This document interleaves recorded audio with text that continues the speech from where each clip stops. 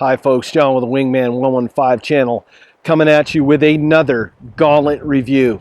Today's Gauntlet review is a much anticipated knife, and it is the Tops EJ Snyder design, and it is the SkullCrushers X-Treme SXB.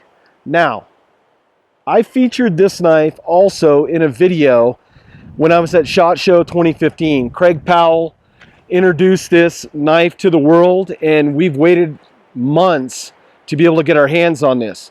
Now, this knife has made its way through the Gauntlet, so if you want to follow along in this knife's travels, please go to www.thegauntlet.tv. You can check out every video that's been done on this. Now, for folks that don't know who EJ Snyder is, he's a 25-year military veteran. He has combat experience.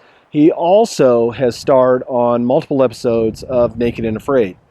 Well, him and Tops got together. He collaborated with them, and he came up with this design. He's also tested it on Naked and Afraid. I believe they went down to South America. He was there for 40 days, ran this knife through the paces. Now, a fellow Gauntlet member, Chris Tanner from Prepared Mind 101, had a chance to interview EJ at Blade Show earlier this year. If I recall, EJ threw out a statement that the SkullCrusher was going to take the Gauntlet down. Well, EJ, we're going to put this knife through the test today, and we're going to see if it's going to take the Gauntlet down. First, let's cut away. Let's do some specs rundown on this. Then we're going to get to some crazy applications with this beast, and then I'll come back and I'll give you my final thoughts on the Tops SkullCrushers X-Treme SXB. You're not going to want to miss this video, folks. Let's start it.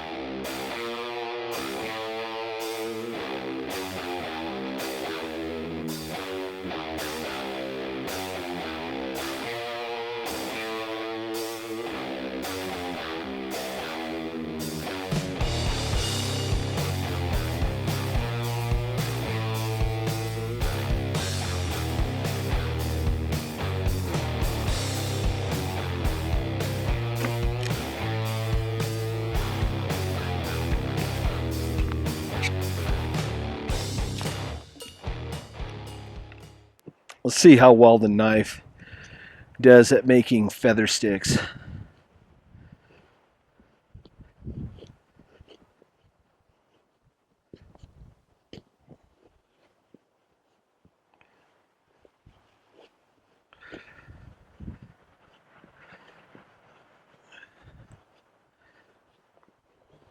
It'll definitely make feathers. Just finding that sweet spot with the angle of the blade. You're working with a 1/4 inch piece of steel.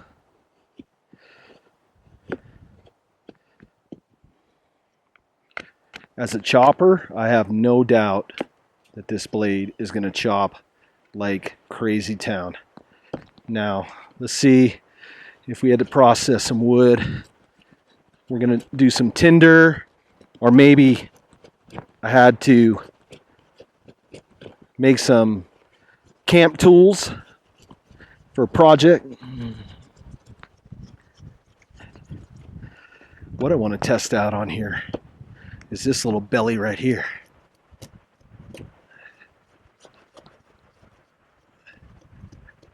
Let me turn it facing the camera so you can see.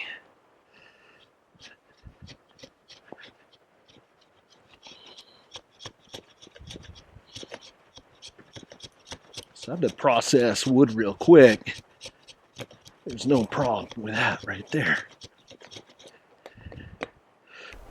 Let's see how well this saw is going to work. Now, I own a lot of Tops blades, and I own a lot of Tops blades that have saws on them. So I happen to know that they make exceptionally great teeth for saws. I just want to see how it's going to work and show you guys. If I had to do notches, making traps. This is a piece of hardwood. But you can see that it's doing the job.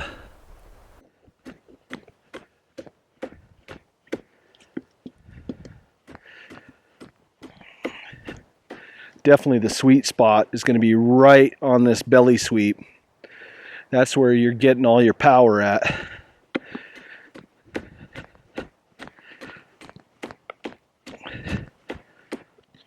Now, normally I don't do this on a knife, but we're doing a extreme review. Going to test out the tip strength.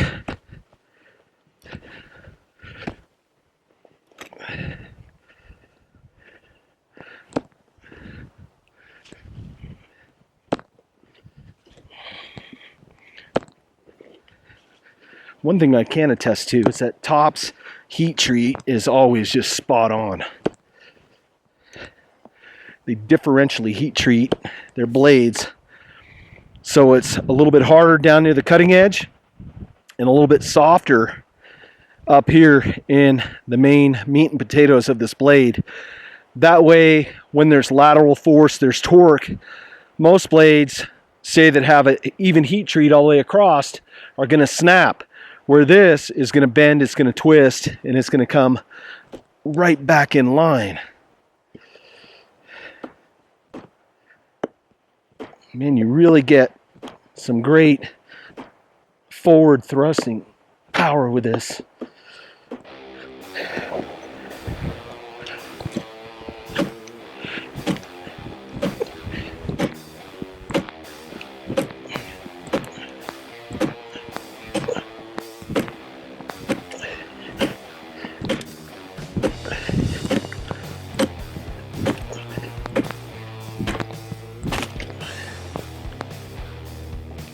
I don't advocate doing this. This is only for knife reviews. Obviously this would wear the warranty out, but I'm testing this to see if it will hold up. Now I know that Tanner did it in his review. I'm going to test it out here. Stepping on it, weighing $1.95, full gear.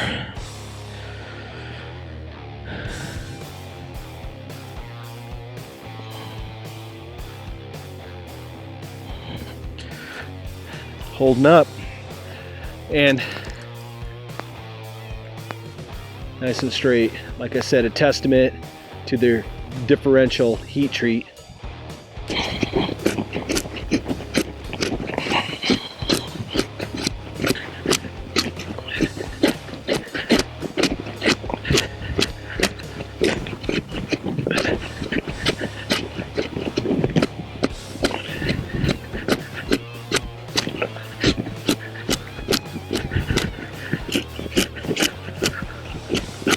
There's only one way I know to test how extreme a skull crusher is to crush a skull.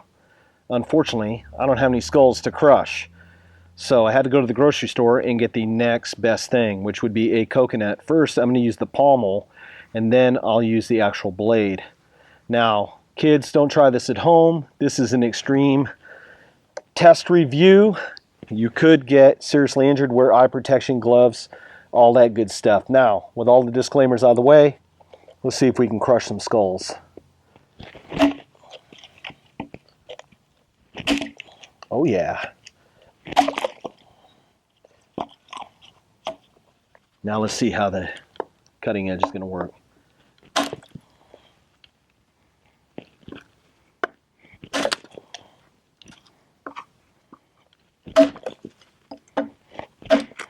Well, I'm pretty confident that the skull crusher could crush some skulls based on what we've seen. Let's test it out on a 1/4 inch piece of plywood and test out the pommel on this.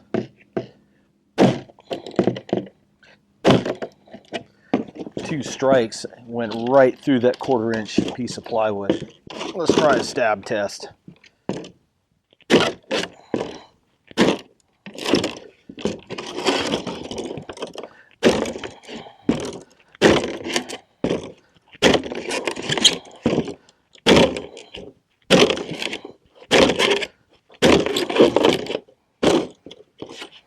Not bad. The tip. Now for some final thoughts on the SXB SkullCrusher X-Treme. First, let's start with the sheath. Sheath is the standard tops design, Molle Pals compatible, webbing in the back, belt loop. I'd like to see it fold over and be able to have the handle up for us shorter guys. Hey, I'm 5'6". It would be nice to have it so it's not dangling too far down. This knife is over 15 inches long. It is just a crazy town beast. I like the fact that they put snaps on there with Velcro for that extra insurance. The only issue that folks are going to have with the sheath is that it's only right hand compatible. This knife will not fit in there for you lefties. Now, let not your heart be troubled. You could always take that insert out, flip it around, and then you're good to go. There's always a way to make stuff work, and it would fit in there. So that's just one thing to think about. Now, set the sheath down. The knife overall.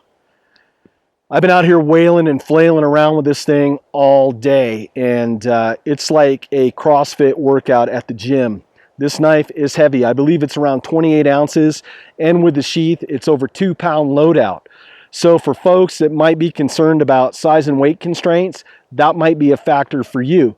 But if you're looking for one tool, and I'm not going to say that this is going to do everything under the sun, but it'll do quite a bit, and you're getting tops quality. I mean, you saw when I stood on that blade when I pounded into a log. And a disclaimer, please don't try that at home. It will void the warranty on these blades. That is abuse. But I do it for you folks so you can see the awesomeness of the differential heat treat. This knife just stays true, comes right back in line. The design, a lot of people are going to say it looks like the Tom Brown tracker, and yeah, it kind of does. It kind of looks like a tracker on steroids. EJ says it's his design. I'll take the man as a fellow serviceman at his word. So EJ, your design, awesome. It's a great chopper, as you saw. The top saws always work. They're just great saws. One thing I would like to see is maybe have this still flat out to this tooth and maybe extended a tooth over here. Because when I was doing close work with it, my thumb was rubbing right up against that sharp tooth, and I'm afraid that eventually I might just split my thumb open. You never know. Accidents can always happen, and if we're out in the woods, hey, it's going to happen to me. The thumb ramp was really nice, well thought out. The jimping on the backside is well thought out. I like the finger choil in there, and one reason I do is when I'm chopping, I didn't have to grip this blade like the Incredible Hulk. I just did a 2 and 3 finger hold, and because I could wrap my hand right around there, it's really secure, and I could rock this knife like a pendulum, and I just let the belly of the blade on this very long blade do the work. Rocky Mountain scales, a lot of people are either you love them or you hate them. Me, I'm undecided. I have them on a couple different blades. I don't mind them. I like the untreated Micarta. Reason being is when your hands get sweaty, the Micarta just grips really well.